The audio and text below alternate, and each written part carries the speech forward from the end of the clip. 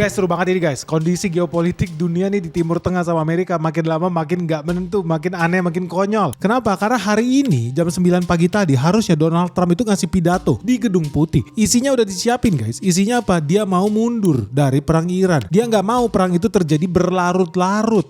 Bahkan udah banyak orang-orang termasuk penasehatnya Donald Trump sendiri yang bilang bahwa bahaya nih Republik bisa kalah pemilu. Bahaya nih popularitas Donald Trump bisa hancur lebur kalau perang ini dilanjutkan. Jadi seharusnya Donald Trump itu ngasih pidato yang isinya adalah target dia di Iran dan kapan dia mau keluar dari Iran. Ya kemungkinan dalam 2-3 minggu ke depan. Tapi ternyata guys berubah total isi pidatonya. Apa yang terjadi? Presiden Iran 1 jam sebelum pidato Donald Trump bikin surat terbuka yang ditujukan pada rakyat Amerika Serikat. So kalau lu penasaran apa sih isi surat cintanya Presiden Iran yang bikin Trump sampai harus terpaksa nih ganti teks pidatonya dia. Wah luar biasa berarti Presiden Masoud Pezeshkian. Lu jangan skip video ini, langsung aja kita bahas surat cinta dari Masoud Pezeshkian Presiden Iran terhadap rakyat Amerika Serikat, bukan terhadap Donald Trump. Yuk let's check this out.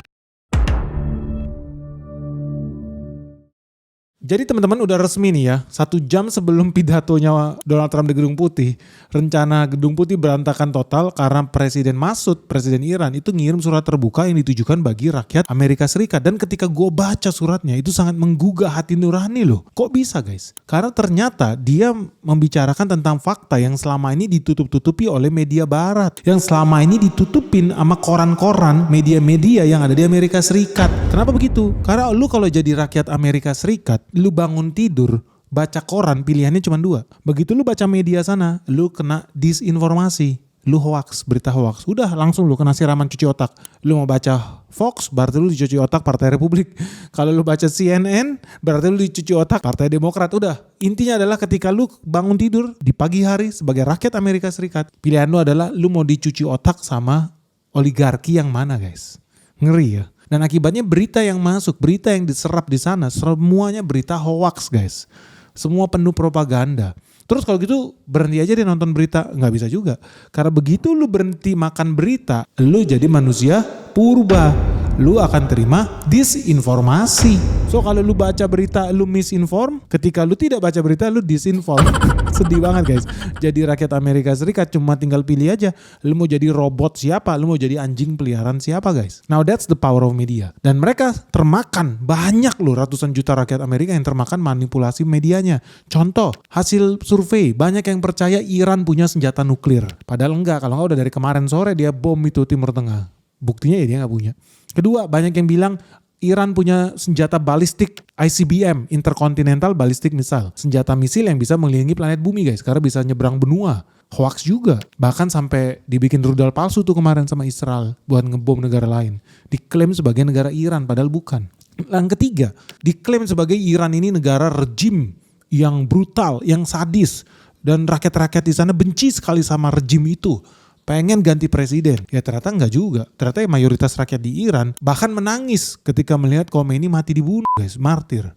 Ya jadi begitu banyak misinformasi di sana lah, termasuk sampai soal mereka itu wajib melindungi Israel. Israel adalah bangsa pilihan pencipta planet bumi dan seluruh isinya. Mereka wajib melindungi Israel dan kepentingannya, sampai mereka rela duit pajak rakyat Amerika Serikat malah pergi membiayai negara Israel dan kepentingan Israel. Padahal di Amerika Serikat sendiri masih banyak gembel, gelandangan, tidur di pinggir jalan, mati di lindes truk, tidur di kolong jembatan. Wah sudih. Tapi ya that's the power of propaganda guys. Termasuk yaitu media-media hoax kalau Iran ini dunia, Iran ini keturunan iblis dan lain sebagainya. Gue di sini bukan apologisnya Iran guys, enggak juga. Kita cuma menyampaikan fakta bahwa apa akhirnya Presiden Iran bikin surat terbuka dan uniknya nggak ditujukan buat si Donald Trump. Dan dia bikin ini di Twitter bro.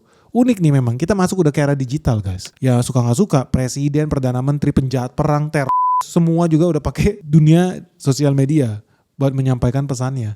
Dan ini yang dilakukan oleh Presiden Iran, membypass seluruh manipulasi media-media barat sampai pesannya directly dikirim ke bola mata rakyat Amerika. Apa sih suratnya? Kenapa gue bilang menyentuh? Lu lihat, dia kasih judul In the Name of God, the Compassionate and the Merciful. Jadi dalam nama Tuhan yang Maha Kuasa, yang maha baik, yang maha pengasih, penyayang. Wih, hebat. Dia pakai bahasa yang global ya. Dia bukan pakai bahasa Arab, guys. Dan dia bilang apa? Kepada rakyat Amerika Serikat, to the people of the United States of America, dan kepada siapapun yang selama ini diberi makan narasi-narasi settingan, narasi-narasi manipulasi, banjir dengan distorsi. Gue berharap lu betul-betul mencari kebenaran dan hanya cari kebenaran lah, supaya lu bisa mencapai kehidupan yang lebih baik, lebih terbuka lah pikiran lu. Nah, dia terus bilang apa? Iran sebagai sebuah negara, nama Iran ini memiliki karakter, memiliki identitas, dan adalah sebuah negara yang memiliki kebudayaan tertua, salah satu yang tertua di dalam sejarah umat manusia, dan terus berlangsung kebudayaan ini. Jadi nggak stop. Ini kayak India dengan Cina, punya budaya ribuan tahun dan itu terus berlangsung, nggak terputus budaya itu. Dan meskipun negara Iran ini memiliki sejarah dan memiliki keuntungan geografis yang luar biasa dalam sejarah yang berbeda-beda, Iran itu nggak pernah dalam sejarah modern dia memilih jalur agresi, ekspansi, menambah luas wilayah, kolonialisme, menjajah negara lain, atau mendominasi negara lain. Bahkan setelah mereka dicobai oleh penjajahan, invasi, serangan, bahkan tekanan-tekanan dari kekuatan global yang memiliki kekuatan militer yang jauh lebih hebat, tapi Iran tidak pernah menyatakan perang dan memulai perang terhadap negara manapun. Dan meskipun demikian ya, negara Iran itu tetap berani melawan siapapun yang berani menyerang rakyat Iran. Nah, rakyat Iran sendiri di sini bilang ya dia nggak punya dendam lah terhadap negara lain atau bangsa lain, termasuk kepada rakyat Amerika, rakyat Eropa maupun negara-negara tetangga. Nah, ini penting nih guys, ini harus gue garis bawahi bahwa Iran itu mau bilang yang selama ini dia lawan ya elit. Elit siapa? Elit politik, elit militer, oligarki, konglomerat yang selama ini apa ya meracuni rakyat Amerika Serikat. Oligarki yang menguasai lobi-lobi anggota DPR di sana, partai-partai di sana juga korup semua. Elit-elit di Israel, elit-elit Mossad, elit-elit Amerika Serikat. Dia mau bicara itu yang dia lawan.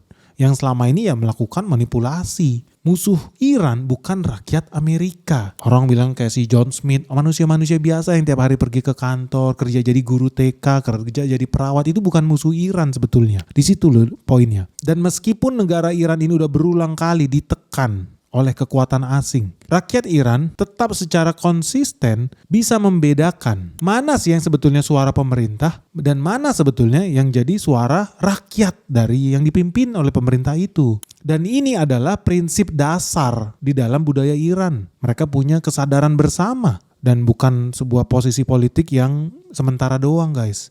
Nah, dengan alasan ini maksudnya Iran adalah kalau lu nge-framing Iran sebagai sebuah ancaman, itu betul-betul gak konsisten, itu gak pas soalnya dengan sejarah realita. Karena faktanya citra yang diproyeksikan ke mata di dunia ini itu adalah produk politik, produk ekonomi dari kekuatan-kekuatan global yang memang memiliki kepentingan buat memproduksi musuh, settingan. Perlu disetting ada musuh baru supaya ada perang baru, supaya ada proyek buat industri militer, supaya ada tekanan-tekanan baru, supaya ada mainan baru buat kekuatan militer. Dan ya supaya ya mereka bisa mengontrol nih, elit global, market-market, pasar-pasar yang strategik. Nah, dalam rangka inilah ancaman yang sebetulnya nggak ada harus diciptakan. Jadi dari pernyataan ini lu bisa lihat ya bahwa yang sama ini dipersif sebagai rakyat Amerika sebagai sebuah ancaman ya Iran ya faktanya memang gak pernah ngebom Liberty lah, gak ada tuh ngebom 9/11, gak ada guys.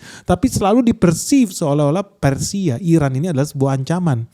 Dan itu fake. Kenapa? Karena itu di-generate, itu dimanufaktur guys. Jadi ancaman itu harus diproduksi terus menerus supaya apa tadi? Besok perang di Afrika lah, besok di Afghanistan lah, besok di Libya lah, besok di Mesir lah, besok. Dan itu sengaja diciptakan supaya apa? Ada constant fear, manipulasi, kekuatan politik baru bisa lahir terus. Ujung-ujungnya apa? Menguntungkan elit. Ini maksudnya. Artinya ujung-ujungnya rakyat Amerika Serikat dengan sistem demokrasinya harus dimanufaktur terus ancaman-ancaman baru.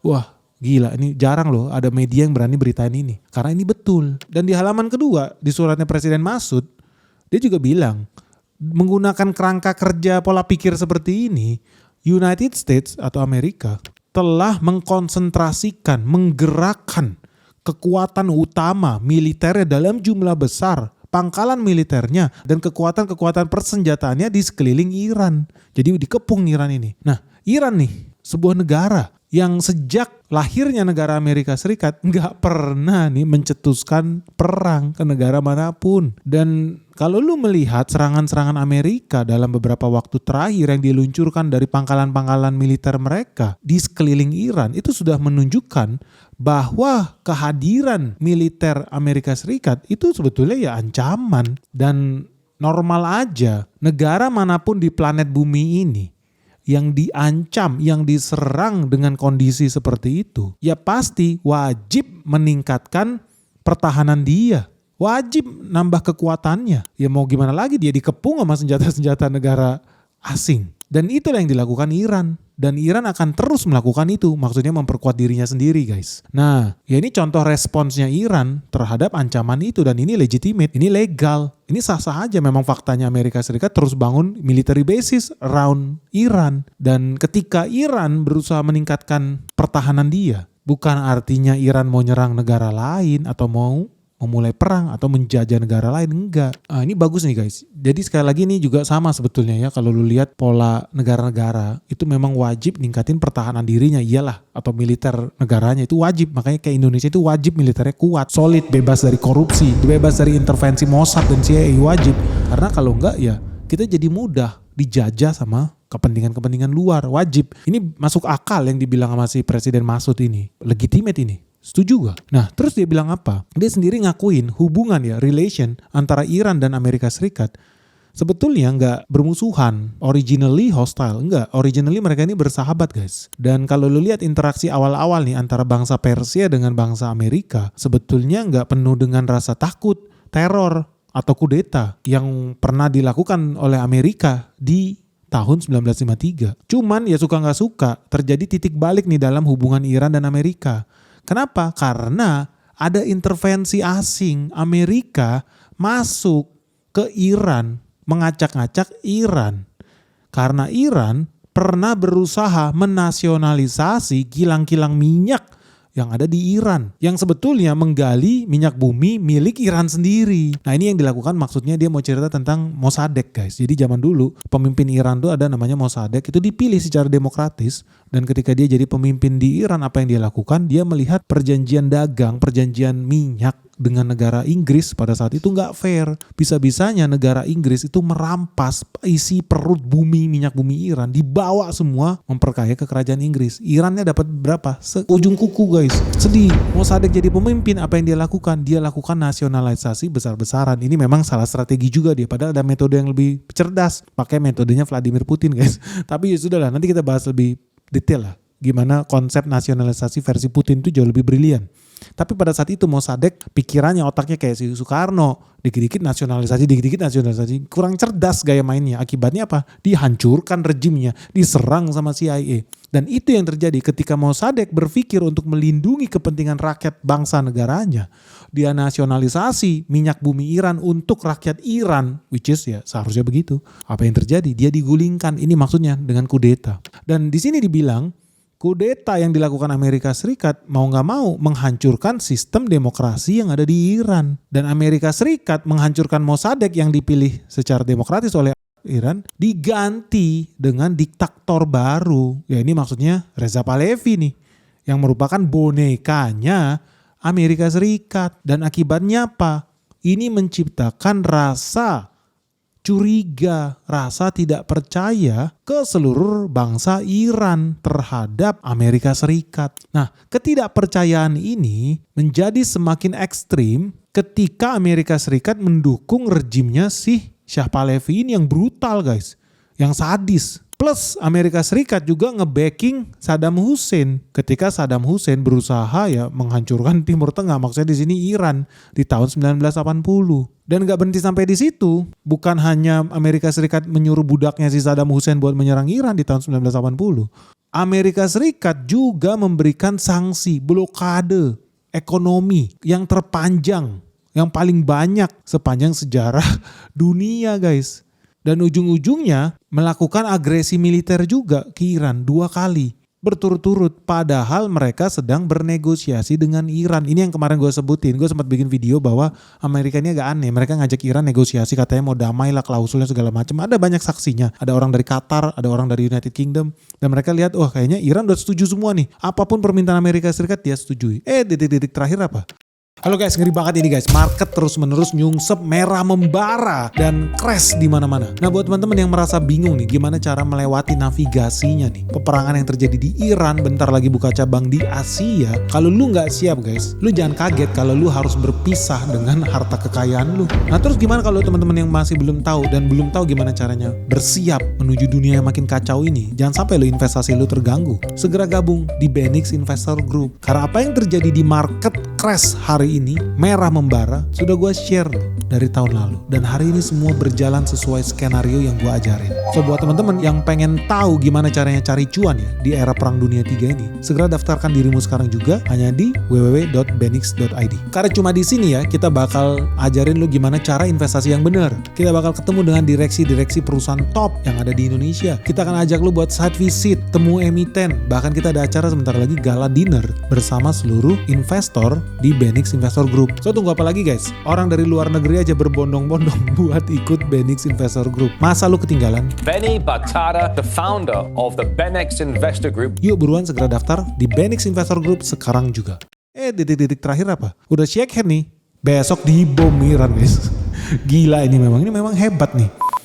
Yang sengaja memang mengadu domba bangsa Amerika Serikat dengan Iran. Demi kepentingan mereka guys. Hebat, sukses. Tetapi semua serangan-serangan ya, tekanan-tekanan yang dilakukan untuk mengelemahkan Iran gagal. Dan sebaliknya justru malah negara Iran menjadi lebih kuat. 30% lebih kuat nih menurut dia di banyak area. Maksudnya ya di beberapa banyak bidang mereka jadi tambah lebih kuat. Contoh, buta huruf itu udah hampir hilang guys di Iran. Lu bayangin orang-orang yang di sana melek huruf itu nambah 3 kali lipat. Terus orang-orang yang punya pendidikan tinggi, higher education, maksudnya kuliah nih guys, ternyata bisa tumbuh secara dramatis. Dan mereka berhasil melakukan revolusi industri, 90%. Teknologi modern itu berhasil di-achieve nih sama rakyat Iran.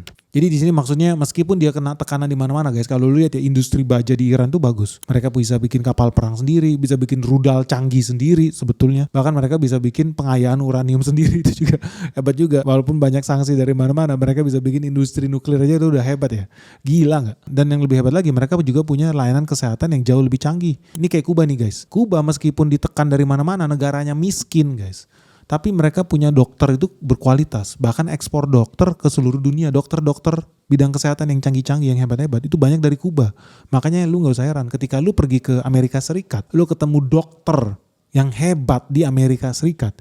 Bukan orang kulit putih guys. Ada kemungkinan dokter itu orang Kuba, atau orang India, atau orang Cina guys. Kalau orang kulit putihnya gak ada. Tapi memang di Kuba itu pinter banget.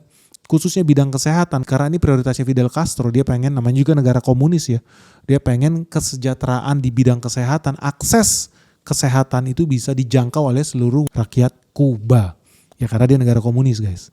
Dan akhirnya layanan kesehatan kalau di Kuba itu murah banget, bahkan sampai banyak ya orang-orang Amerika Serikat kalau sakit berobat pergi ke Kuba guys. Kayak orang Indonesia, berobat di Indonesia mahal, mereka pergi ke Penang, pergi ke Singapura karena lebih murah. Begitupun di Amerika, mereka berobat pergi ke Kuba karena jauh lebih murah.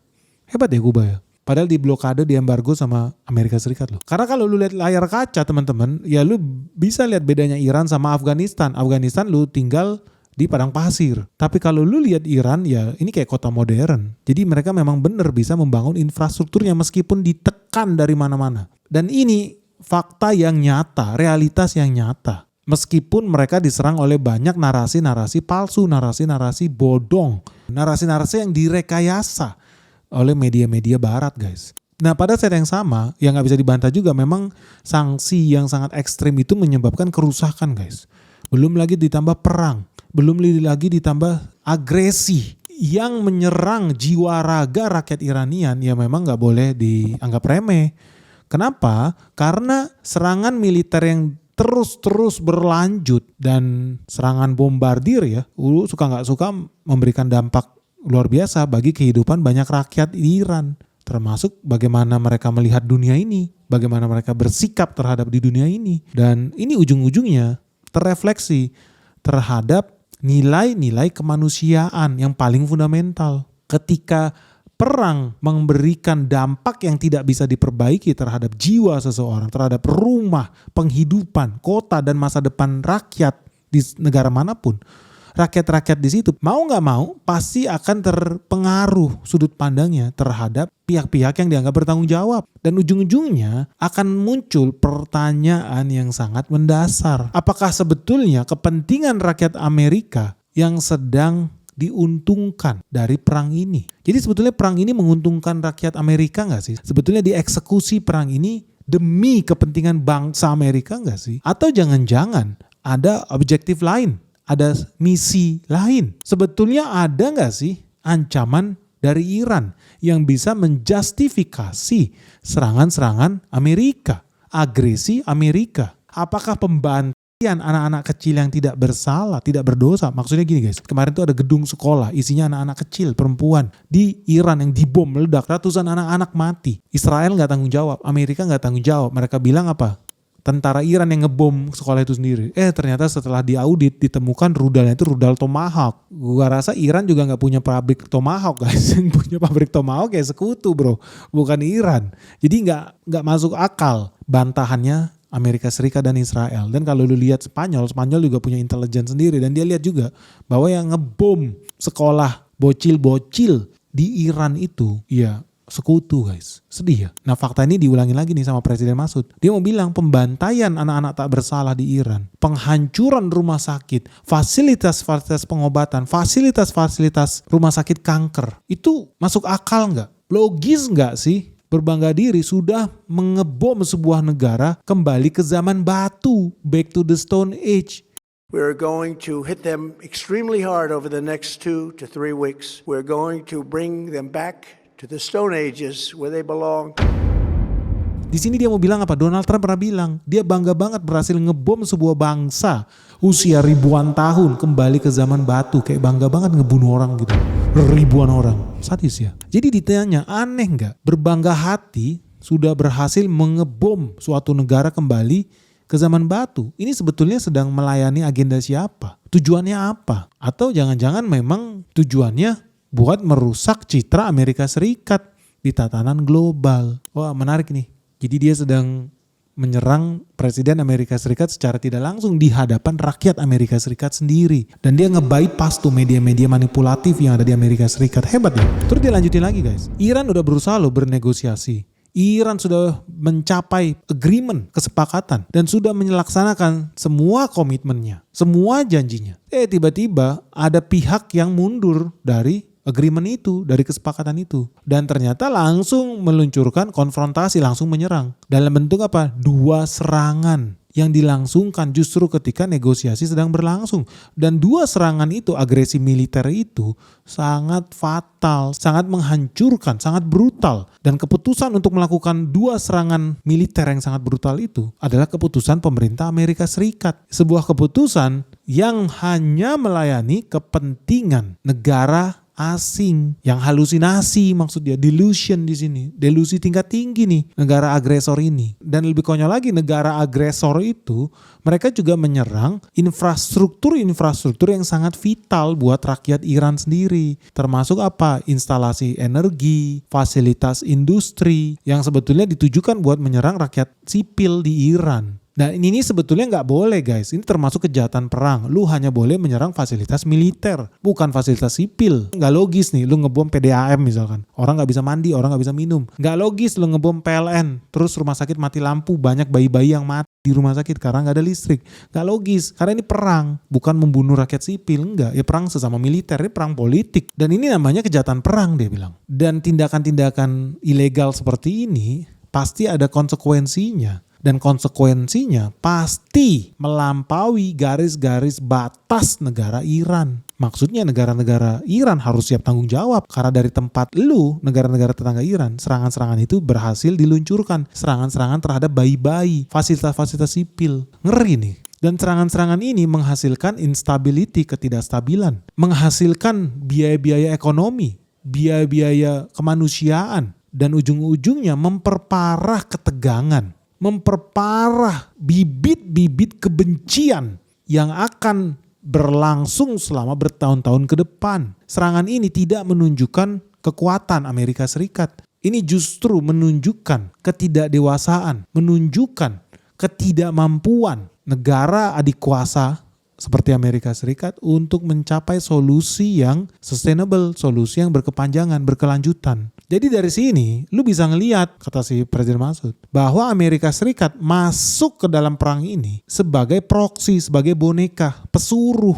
Pesuruh siapa? Pesuruh Israel. Karena mereka sudah membuktikan diri mereka dimanipulasi, diinfluence oleh rejim Israel. So, jangan-jangan benar bahwa memang Israel sendirilah yang mereproduksi, yang menciptakan, yang merekayasa ketakutan terhadap Iran. Merekayasa ancaman-ancaman Iran. Dan mereka berusaha membuat pengalihan isu di tingkat global supaya mata dunia teralihkan dari kejahatan perang Israel di Palestina. Masa kalian gak sadar sih rakyat Amerika? Ada begitu banyak bukti bahwa sekarang Israel berusaha untuk menghancurkan, untuk memerangi Iran sampai titik darah prajurit Amerika yang terakhir. Jadi maksudnya Israel itu berusaha supaya Amerika berperang dengan Iran sampai habis prajurit Amerika Serikat. Bukan prajurit Israel, tapi prajurit Amerika Serikat. Dan Israel akan berusaha supaya Amerika Serikat terus-terusan berperang sampai duit pembayar pajak Amerika Serikat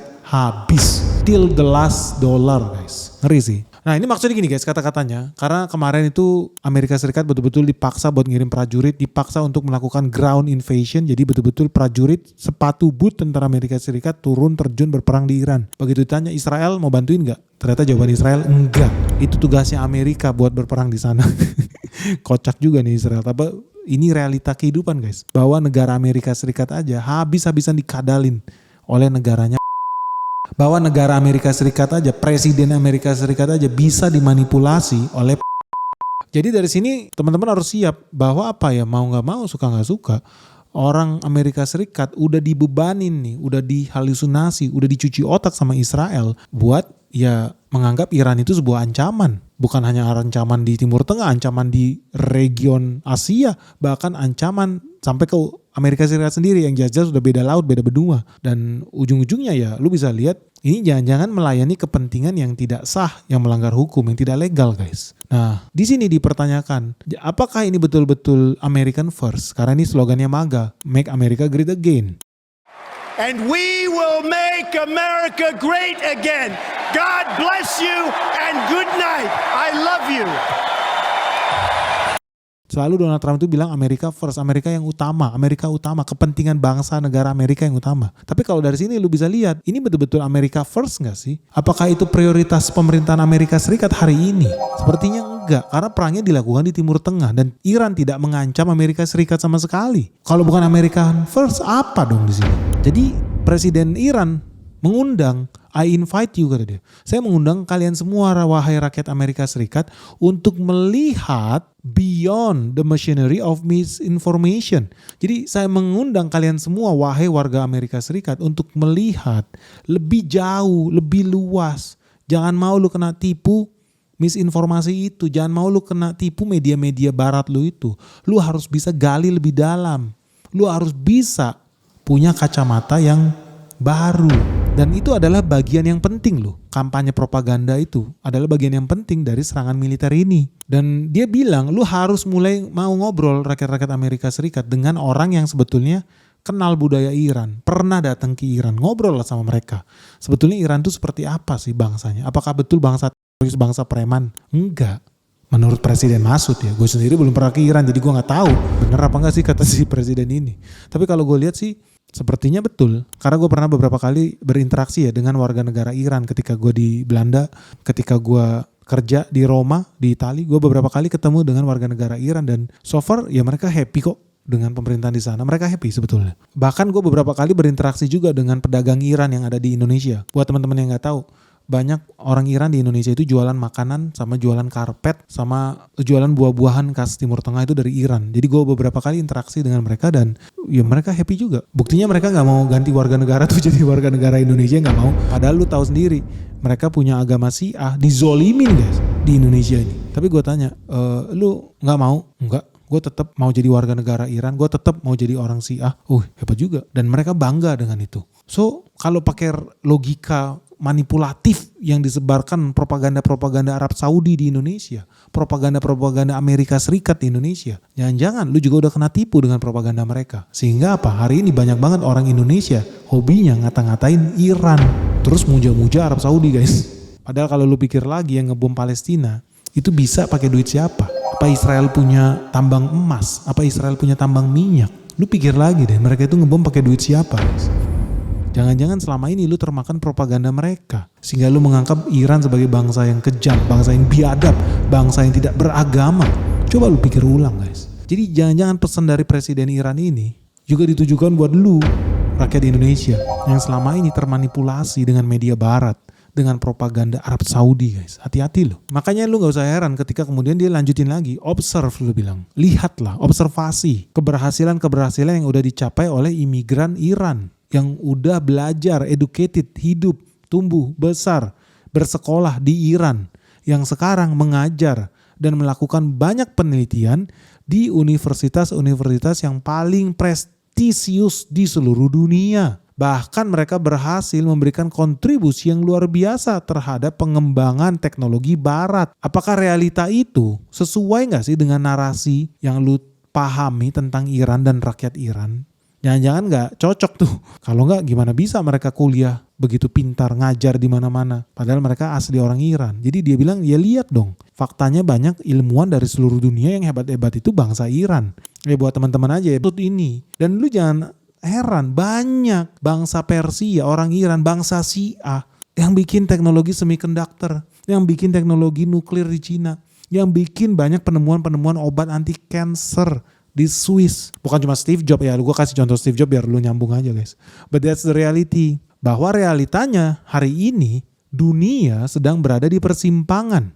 Apakah kalian semua wahai warga dunia mau terus melanjutkan jalan kekerasan ini terhadap bangsa Persia? Apakah rakyat Amerika Serikat, lu mau terus melanjutkan konfrontasi ini menjadi lebih mahal, menjadi lebih sadis, menjadi lebih sia-sia dibandingkan sebelumnya? Karena pilihan untuk melanjutkan konfrontasi itu akan menghasilkan konsekuensi yang nyata. Dan ini akan membentuk masa depan generasi kita yang selanjutnya. Dan faktanya setelah ribuan tahun, bangsa Iran yang sangat bangga dengan sejarahnya sudah berhasil bertahan melalui begitu banyak serangan, melalui begitu banyak penjajahan. Dan semua bangsa-bangsa penyerang itu hilang, guys, ditelan debu. Sementara bangsa Iran tetap bertahan, tetap berjaya, dan tetap bangga dengan negaranya sendiri.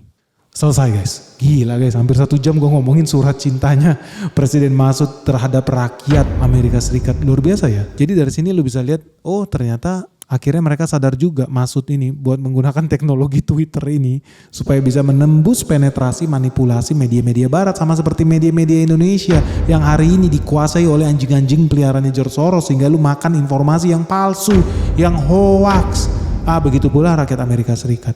So dari sini teman-teman lu bisa lihat ya, sebetulnya pesan yang disampaikan Presiden Iran ini ke siapa sih? Apakah ke rakyat Amerika Serikat atau jangan-jangan juga ke lu, ke rakyat Indonesia? Karena jujur aja faktanya, lu pernah gak sih lihat orang di kiri kanan lu kayaknya termanipulasi banget dengan propaganda barat. Propaganda barat di dalamnya ada propaganda Arab Saudi, propaganda Israel, yang ujung-ujungnya cuma melayani kepentingan mereka, bukan kepentingan bangsa negara Indonesia sendiri, guys. So buat teman-teman, dari sini lu bisa lihat sebetulnya Amerika Serikat itu sebuah negara demokrasi yang powerful, yang independen, yang memiliki freedom and demokrasi seperti produk ekspor andalan mereka. Atau jangan-jangan ternyata demokrasi Amerika Serikat itu cuma ucapan di mulut saja, guys. Karena realitanya lu udah tahu ya, negara demokrasi di mana-mana cuma menjadi budak melayani kepentingan oligarki. Ngeri, guys. Atau lu punya pandangan lain, guys? So, kembali ke Indonesia, menurut lu, Indonesia seharusnya menempuh jalan yang mana nih, guys? Menjadi negara yang seperti barat, atau jangan-jangan kita harus gali sendiri sih nilai-nilai kebangsaan kita seperti apa, guys? Karena kita udah uji coba nih, demokrasi nih, udah hampir 30 tahun sejak tahun 98. Apakah negara kita berhasil mencapai pencapaian teknologi yang luar biasa atau pertumbuhan ekonomi kesejahteraan yang luar biasa, karena ujung-ujung yang berhasil mewujudkan cita-cita GDP 8% Prabowo bukan negara Indonesia tapi negara komunis Vietnam, guys. Coba lu pikir lagi, apa yang salah aja nih? Jangan-jangan tuntutan Benix itu bener ya. Kita harus bubarkan sistem multipartai. Indonesia kalau mau maju harusnya cuma punya satu partai, guys. Gimana guys? Lu setuju gak dengan pernyataan Benix? Kalau iya lu isi dong petisi Benix nih, 8 tuntutan Benix. Tentang pentingnya Indonesia memberantas sistem multipartai. Tentang pentingnya Indonesia potong generasi. Gue udah bahas lebih detail tuh guys. Lu baca makanya tuh tuntutan Benix. Dan ini sangat fundamental. Kenapa? Karena yang mau gue rubah bukan gue melawan orang per orang. Enggak worth it lu buat jadi lawan gue. Sampah lu. Tapi yang kita lawan ini apa? Sistem. Gue bukan melawan elit politik, ketua partai, enggak. Tapi yang kita lawan apa? Sistem. Karena kita pengen sistem yang lebih bagus buat anak cucu kita guys. Supaya Indonesia gak gini-gini aja. Atau lu ada solusi yang lebih baik. Karena dari kemarin gue ketemu banyak orang pejabat, orang pinter, S3. Wah enggak, yang bener Indonesia itu 4 partai, 3 partai. Apa sih ini orang? Gak ngerti. Jangan-jangan lu belum pernah maju nyalek ya. Jangan-jangan lu belum pernah maju jadi calon kepala daerah ya. Jadi lu gak tahu seberapa koruptifnya sistem Indonesia. Dan gue gak menyalahkan anggota yang malak gua. Maksud gua anggota Komisi Pemilihan Umum Kazakhstan yang bakar suara gua, yang menghalang-halangi gua, partai-partai yang minta mahar politik. Enggak, lu bukan lawan gua. No, kita pengen sistem yang lebih baik buat bangsa kita sendiri, guys.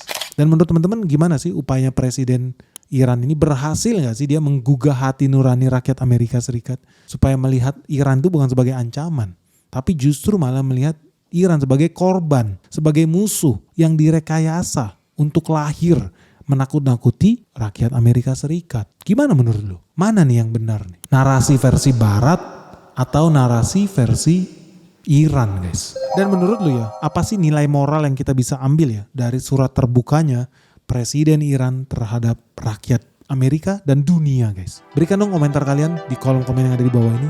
Dan jangan lupa share video Benix sebanyak-banyaknya. Semoga video ini bermanfaat. Salam sehat, salam cuan. Bye-bye.